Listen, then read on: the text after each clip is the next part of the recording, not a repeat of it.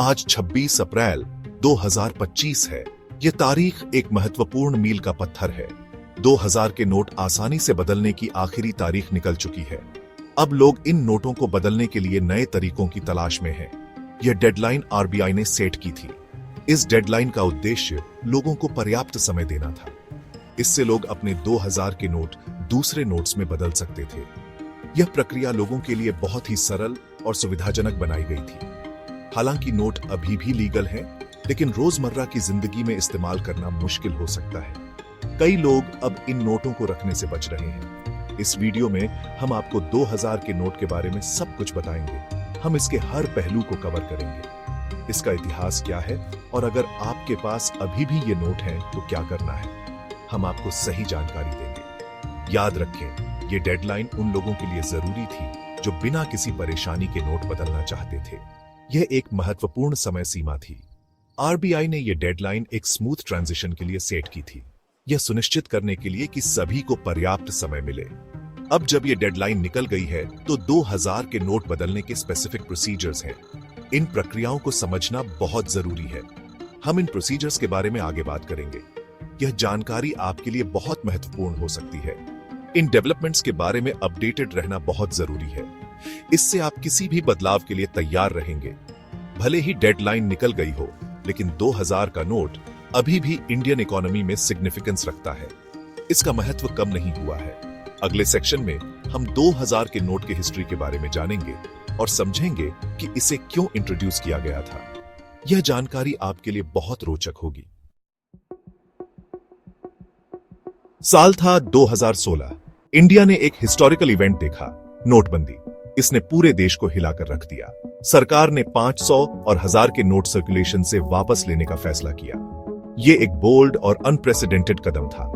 इन notes को जल्दी से रिप्लेस करने के लिए आरबीआई ने एक नया नोट इंट्रोड्यूस किया, 2000 का नोट। यह नोट एक नई शुरुआत का प्रतीक था। यह इंडिया में सर्कुलेट होने वाला सबसे बड़े डिनोमिनेशन का नोट था। इसका रंग और डिजाइन भी काफी अलग था। इसका मकसद इकोनॉमी में जल्दी से कैश वापस लाना था। लोगों को नए नोट्स की आदत डालने में समय लगा। 2000 का नोट हाई वैल्यू होने के कारण बड़े ट्रांजैक्शंस को आसान बनाने वाला था। इससे व्यापारियों और आम जनता को काफी राहत मिली। लेकिन इसके आने से डिबेट्स भी शुरू हो गए। कुछ लोगों ने इसके प्रैक्टिकलिटी पर सवाल उठाए। कुछ लोगों ने इसके मिसयूज के बारे में बात की और नकली नोट्स का डर भी था। जबकि कुछ ने इकोनॉमी को रिवाइव करने में इसके रोल की तारीफ की। ये नोट एक मिक्स्ड रिएक्शन लेकर आया। इसलिए 2000 के नोट का एक इंपॉर्टेंट लेगेसी है। ये एक ऐसा समय था जब देश ने एक बड़े बदलाव का सामना किया। ये इंडिया में बड़े इकोनॉमिक चेंज के टाइम को रिप्रेजेंट करता है। इसने लोगों की सोच और व्यवहार में भी बदलाव लाया। इसे इंट्रोड्यूस करना आरबीआई का एक बोल्ड मूव था और इसने पोस्ट डिमोनेटाइजेशन पीरियड में एक क्रूशियल रोल प्ले किया। इसने बैंकिंग सिस्टम को भी मजबूत किया। लेकिन जैसे जैसे इकोनॉमी स्टेबल हुई और डिजिटल ट्रांजैक्शंस बढ़े, आरबीआई ने 2000 के नोट के रोल पर फिर से विचार करने का फैसला किया। ये एक इवॉल्विंग प्रोसेस का हिस्सा है। मई 2023 में आरबीआई ने एक इंपॉर्टेंट अनाउंसमेंट किया। उन्होंने 2000 का नोट सर्कुलेशन से वापस लेने का फैसला किया। यह फैसला उनकी करेंसी मैनेजमेंट स्ट्रेटजी का हिस्सा था। इस फैसले के पीछे कई रीजंस थे।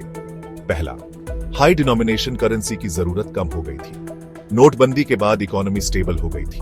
दूसरा, इन नोट्स के मिसयूज की चिंता बिया चल रही थी। आरबीआई गैर कानूनी एक्टिविटीज को रोकना और ट्रांसपेरेंसी बढ़ाना चाहता था। तीसरा, सरकार डिजिटल ट्रांजैक्शंस को बढ़ावा दे रही थी। वे कैश पर डिपेंडेंस कम करना चाहते थे। 2000 के नोट को वापस लेना इस विजन के साथ मैच करता था। इसने लोगों को डिजिटल पेमेंट मेथड्स अपनाने के लिए एनकरेज किया। आरबीआई के फैसले पर मिले जुले रिएक्शंस आए। कुछ लोगों ने लेस कैश इकोनॉमी की तरफ इस मूव का स्वागत किया, तो कुछ ने इनकन्वीनियंस की चिंता जताई। हालांकि आरबीआई ने लोगों को आश्वासन दिया कि प्रोसेस स्मूथ होगा और एक्सचेंज के लिए काफी समय दिया जाएगा। इस कदम का उद्देश्य न केवल करेंसी मैनेजमेंट को बेहतर बनाना था, बल्कि देश में फाइनेंशियल ट्रांसपेरेंसी को भी बढ़ावा देना था। आरबीआई ने एक इनिशियल एक्सचेंज पीरियड अनाउंस किया, 23 मई 2023 से 7 अक्टूबर 2023 तक। लोग आसानी से अपने 2000 के नोट बदल सकते थे। पूरे इंडिया में बैंक्स ने ये नोट एक्सेप्ट किए। लोग इन्हें अपने अकाउंट्स में डिपॉजिट कर सकते थे या दूसरे डिनोमिनेशंस में एक्सचेंज कर सकते थे। एक्सचेंज या डिपॉजिट की जाने वाली अमाउंट पर कोई रिस्ट्रिक्शन नहीं थी। आरबीआई ने लोगों को इस पीरियड का यूज करने के लिए एनकरेज किया। वे किसी भी लास्ट मिनट रश या इनकन्वीनियंस से बचना चाहते थे। इस इनिशियल फेज का एम सर्कुलेशन में मौजूद ज्यादातर 2000 के नोट्स को कलेक्ट करना था। इस प्रोसेस में बैंक्स ने एक क्रूशल रोल प्ले किया। उन्होंने कस्टमर्स की भीड़ को हैंडल करने के लिए अपने ऑपरेशन स्ट्रीमलाइन किए, स्पेशल काउंटर्स बनाए गए और एक्स्ट्रा स्टाफ लगाया गया। सरकार और आरबीआई ने मिलकर यह इंश्योर किया कि एक्सचेंज प्रोसेस सिटीजंस के लिए जितना हो सके स्मूथ हो। सेक्शन 5। अब क्या होगा? शुरुआती एक्सचेंज पीरियड खत्म हो गया है, लेकिन उन 2000 के नोटों का क्या जो अभी भी बाहर हैं? चिंता मत करो, वो अभी भी लीगल टेंडर है। इसका मतलब है कि आप अभी भी उन्हें ट्रांजैक्शंस के लिए यूज कर सकते हैं। हालांकि डेली लाइफ में यूज करना मुश्किल हो सकता है। दुकानदार और बिजनेसेस उन्हें एक्सेप्ट करने से हिचकिचा सकते हैं। ऐसा इसलिए क्योंकि उन्हें आखिरकार आरबीआई में इन्हें एक्सचेंज करना होगा। इससे उन्हें इनकन्वीनियंस हो सकती है। इसलिए आपके पास बचे हुए किसी भी 2000 के नोट को एक्सचेंज कर लेना ही बेटर है। आरबीआई समझता है कि कुछ लोगों के पास अभी भी ये नोट हो सकते हैं, इसलिए उन्होंने इन्हें एक्सचेंज करने के ऑल्टरनेटिव वेज दिए हैं। ये ऑप्शंस पहले से थोड़े लिमिटेड हैं, लेकिन अभी भी अवेलेबल हैं। सेक्शन 6। Limited exchange options. हालांकि बैंक्स अब एक्सचेंज के लिए 2000 के नोट एक्सेप्ट नहीं कर रहे हैं, लेकिन आपके पास अभी भी ऑप्शंस हैं। आरबीआई ने पूरे इंडिया में 19 इश्यू ऑफिसेज सेटअप किए हैं। आप अपने नोट्स एक्सचेंज करने के लिए इनमें से किसी भी ऑफिस में जा सकते हैं।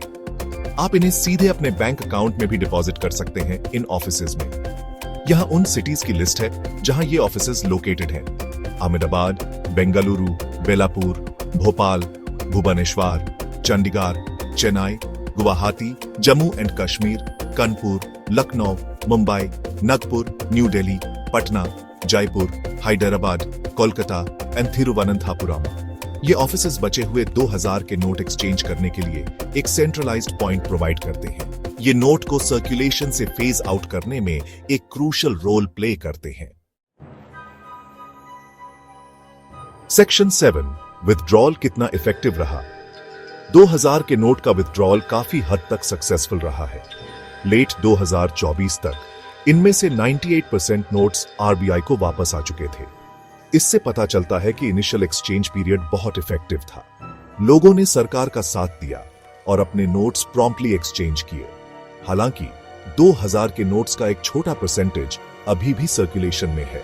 आरबीआई का एस्टिमेट है कि लगभग 6471 करोड़ के ये नोट अभी भी बाहर हैं। ये इनिशियल अमाउंट से काफी कम है। आरबीआई सिचुएशन पर नजर बनाए हुए है। वे यह इंश्योर करने के लिए काम कर रहे हैं कि बचे हुए नोट स्मूथली वापस आ जाए।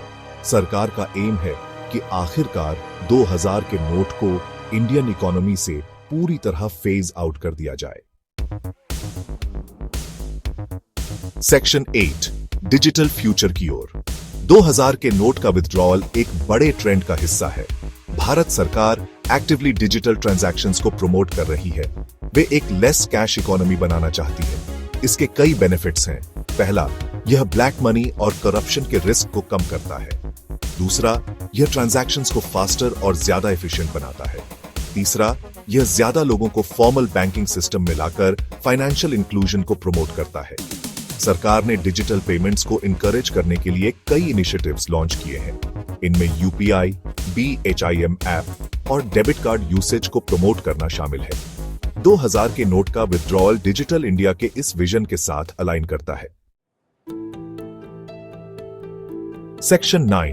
अपडेटेड रहें। 2000 के नोट की कहानी एक रिमाइंडर है।